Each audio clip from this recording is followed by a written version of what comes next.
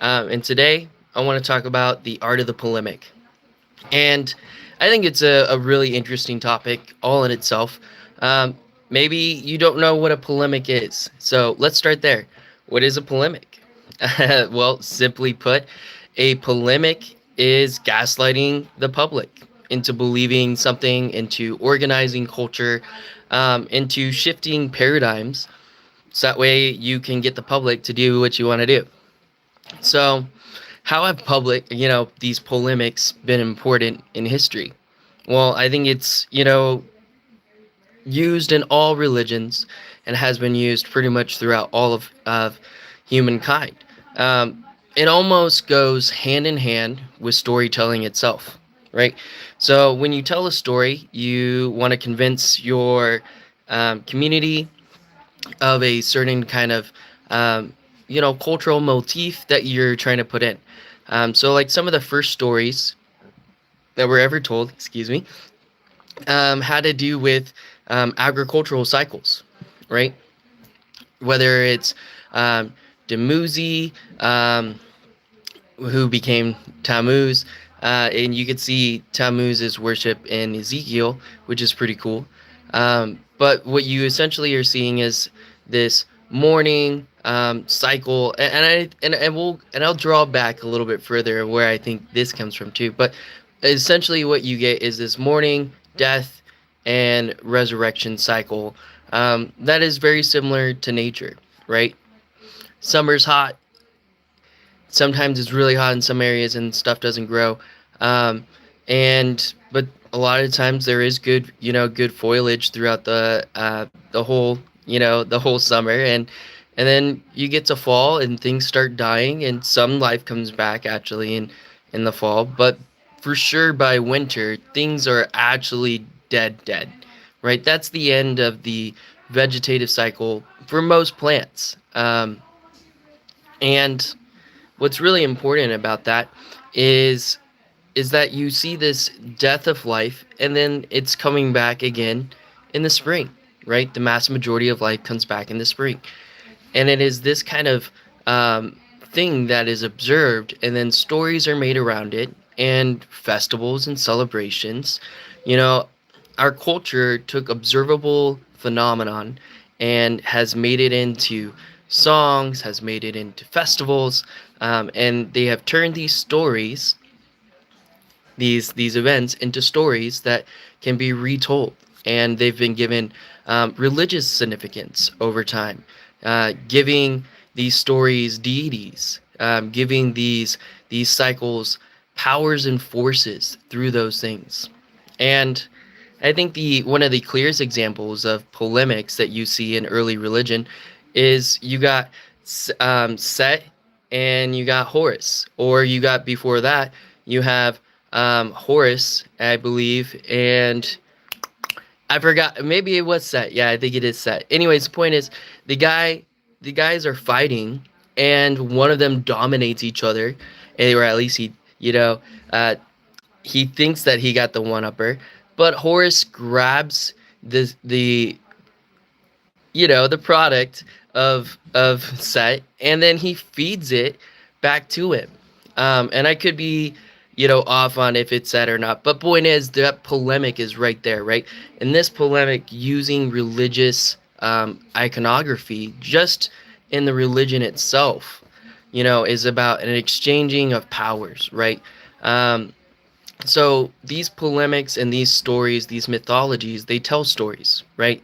They tell important stories. And polemics are extremely powerful. One of the most powerful ones, I think, in the Bible itself is if you read through Jeremiah and you get to chapter 44 and it talks about the goddess, right? Now, this was a huge shift um, from the Israelites, who were pretty much Canaanites, who were worshiping the goddess Asherah, right? And they had Yahweh. A It was people say monolatry, right? But I like to say it's diolatry, because realistically, both of them equally with equal force.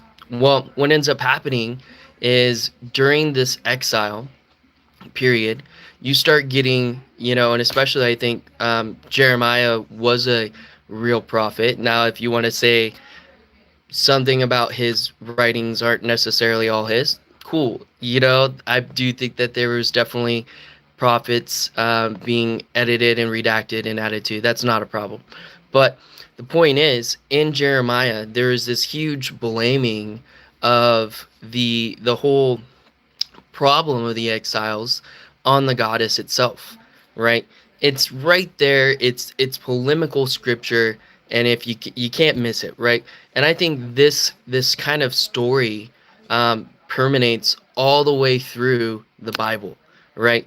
You get Genesis, where Genesis itself, yes, it is a myth making story about creation, but it's also a polemic. It's 100% a polemic. It's 100% the woman's fault. She is the one who has, accordance with the snake. Mind you, the snake itself, right, is a symbol of the goddess, right? You have in Egypt, you even have a winged serpent goddess who kind of does this like little thing, and then they're holding the sun usually, and this is so it's pretty recognizable what the symbol is and what it's going on. And what does Genesis do for entire generations, for millennium? That story has been put into the minds of all these young people.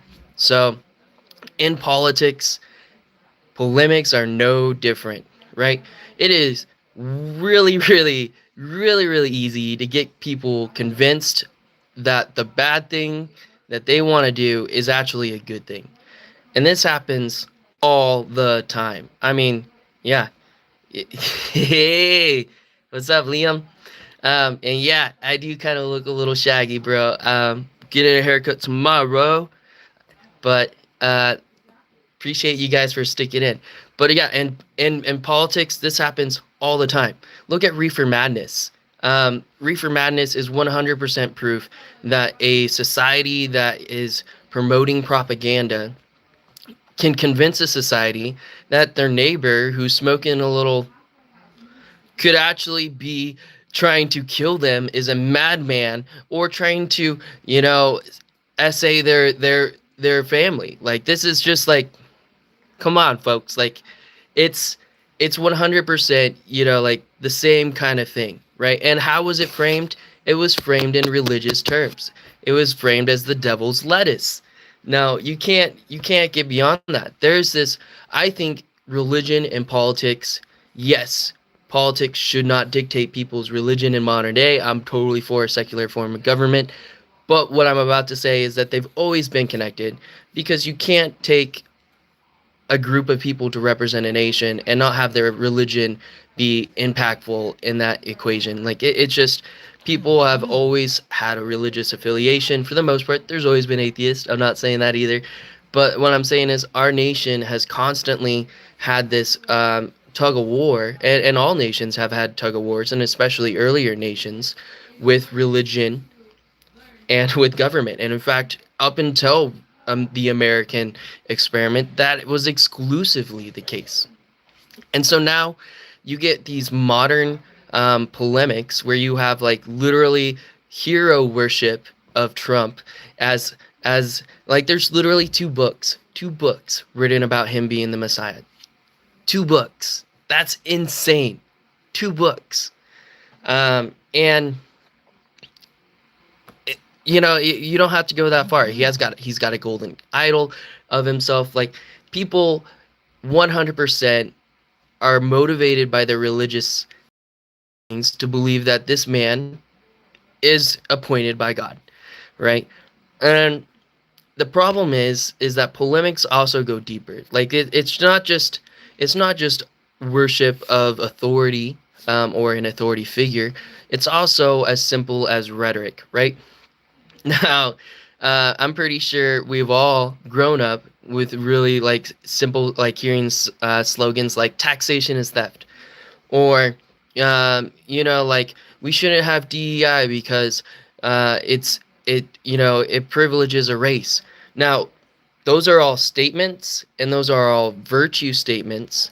that essentially are supposed to elicit some kind of response in you to be like, oh yeah, like I agree, and then jump on board with that, right? You jump on board with that claim without ever thinking about what that claim actually intends, right?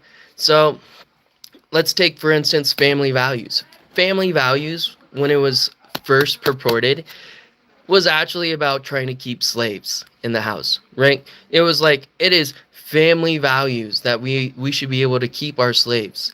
Like this is what I'm talking about. Like these words, like you're like, oh, family values. Like I of course support family values. Like just because something on the outside has a really nice slogan on it, there's so much more to it.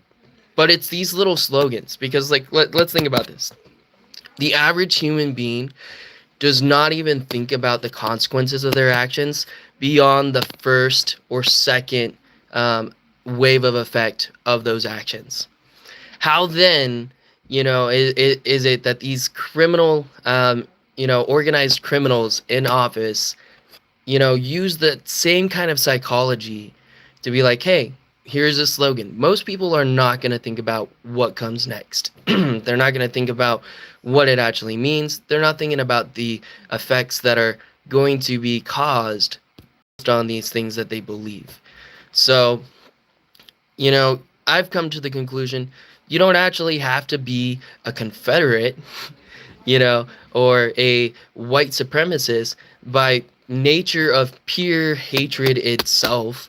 You simply can become one by supporting an agenda that you don't even know is a Confederate agenda. And that is the power of the polemic, right? The polemic is the ability to convince mass rafts of society, the whole mass of society, or at least attempt to, that certain things are true.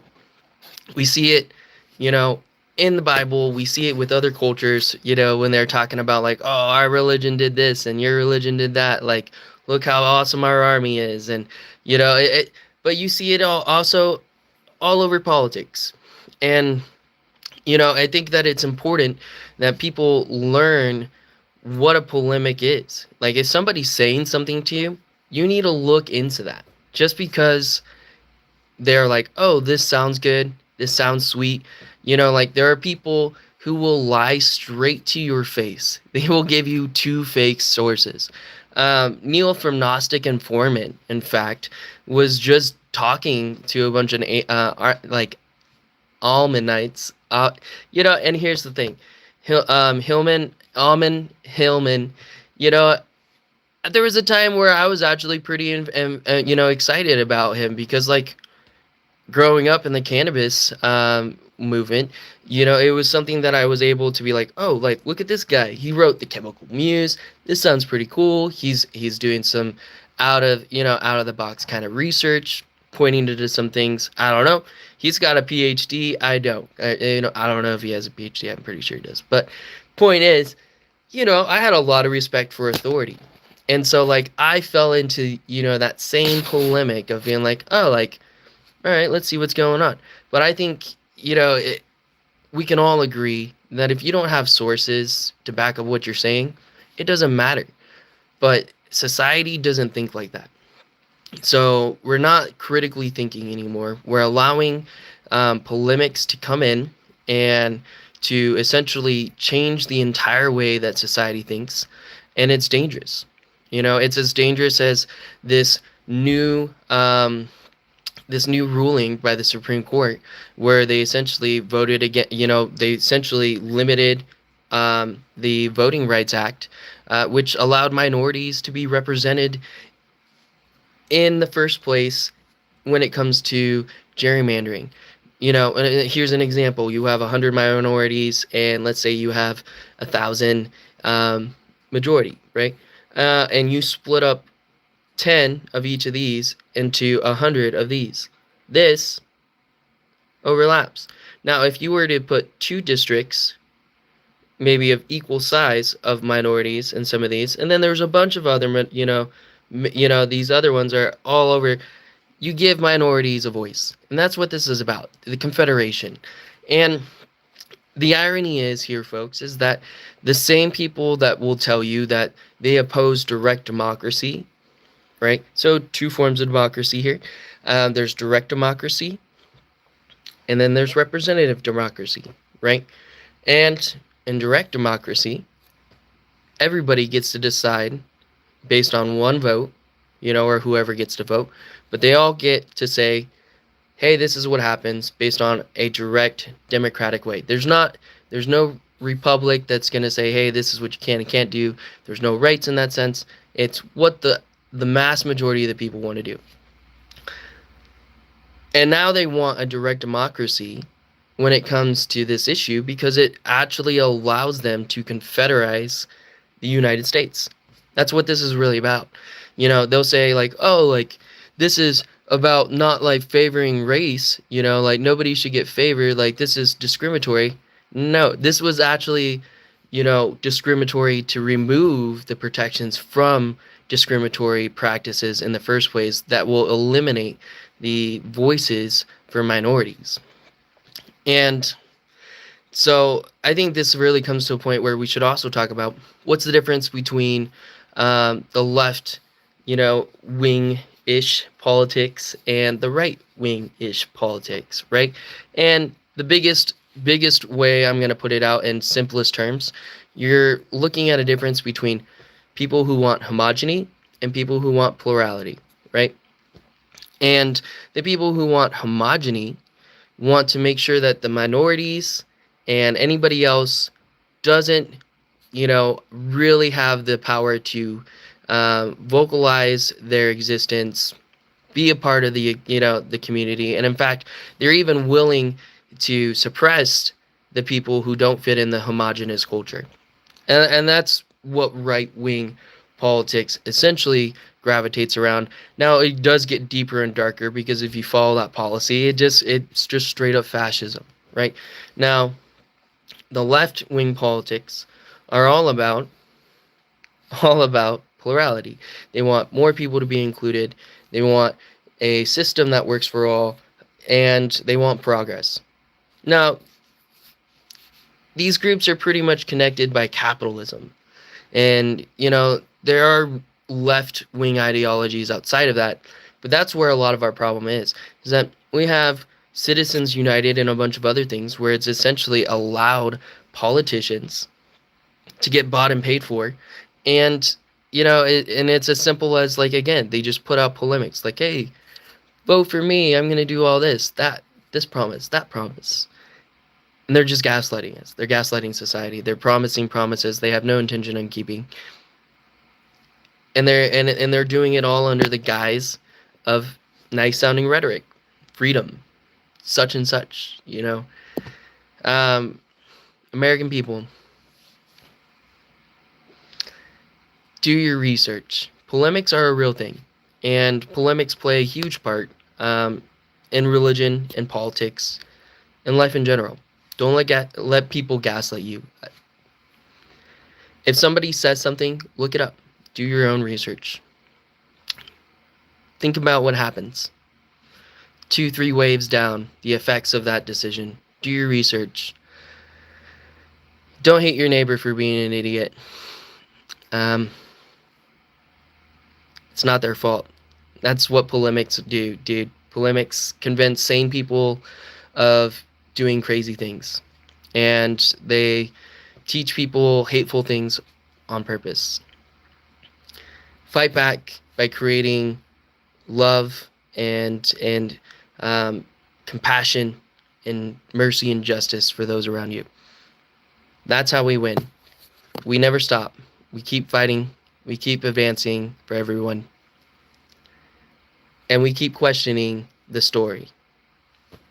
We keep digging for the truth. Is this a good mythology? Is this a good story? Is this real? Or is it just a polemic? Thanks, folks. Have a great day.